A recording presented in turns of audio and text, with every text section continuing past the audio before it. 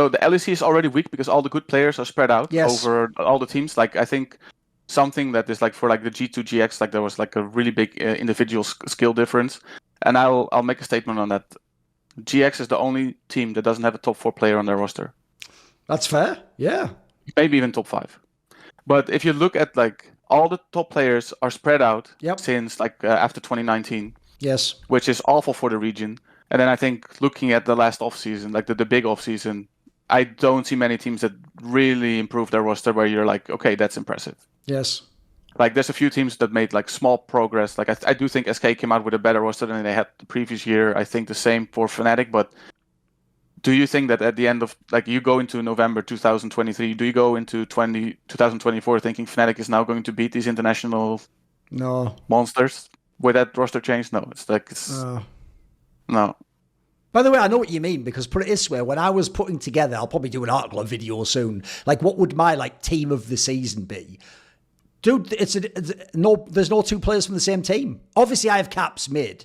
Everyone else, some of them are not even the good teams. Like I have Kazi as my ADC, I have Labrov as my support, I have Razork as my jungler, I have Irrelevant as my top. Like, bro, they're all in 5 different teams. Like, what is this? Exactly. Like that. By the way, that would be a pretty sick lineup in itself. But even if you took Caps out and put a good mid in there, you could have had this team. Someone could have had that with like Humanoid or fucking Larson or something. People just haven't built the squads out right. It's like you say, people have done weird things. Like one thing I think's really weird, Youngbuck, is it's one thing if you say, right, I want to build on what I had last year, but some of the cores they have aren't even that good. Like put it this way, this BDS is in this game right now.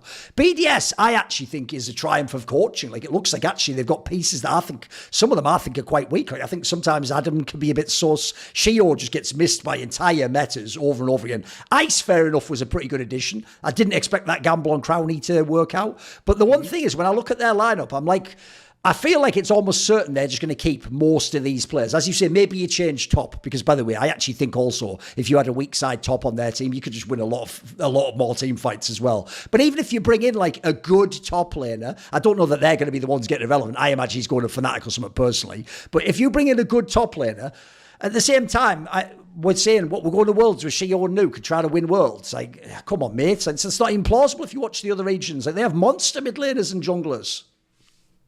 Yeah, so there's the problem of depth, but and then the problem of them being spread out. But I think BTS could try to stick together. I think they have 4 players running out of contract, and they don't like. It really depends, I guess, on Fnatic if they want to have Irrelevant or not. But if you're Irrelevant and you don't get to join Fnatic, like what's it's left? It's a good spot to that? go to still. Yeah, it could be BDS. Like if I were BDS, I'd try to go for someone like Irrelevant or Photon and just run it back and make it to Worlds. And yeah, you won't make it far, but I think you cannot make it that far anyway unless you nuke your entire pun intended entire roster. Yeah, and like also go on.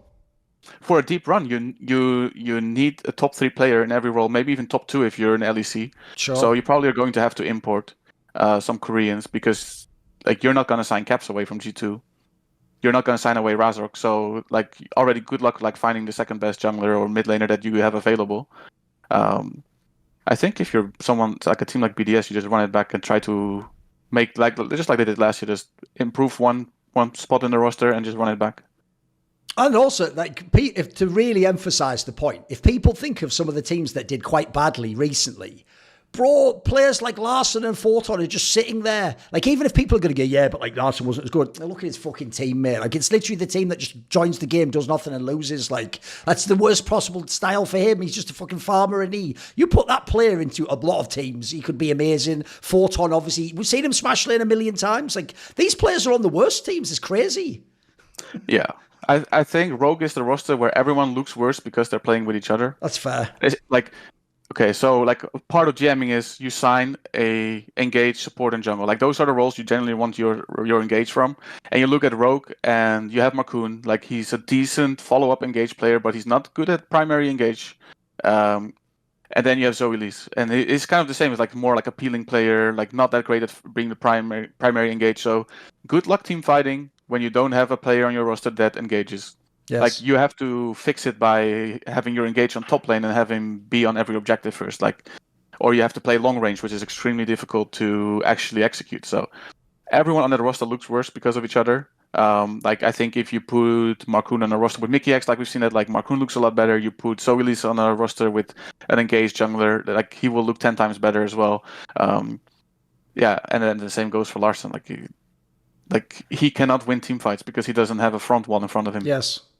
Oh, by the way, also, obviously, you have a disclaimer. Markoon was one of your players. You brought him in the league. He's also Dutch as well. We'll just put that out there. But that's actually one thing I have to say is really sad, Youngblood. Aside from this year, he's always been a reliable player. He was probably sometimes even underrated. He was probably like 4th or 5th best jungler at times. But I actually have to say, if people are going to do that thing that some of the GMs have done, where they just go off like Reddit narratives, dude, he's going to have no LEC job after this year. Like, how's he going to get to stay in the league? Like, unless it stays on Rogue, I feel like a lot of people are going to be out on him, sadly. They're going to just think he's bad.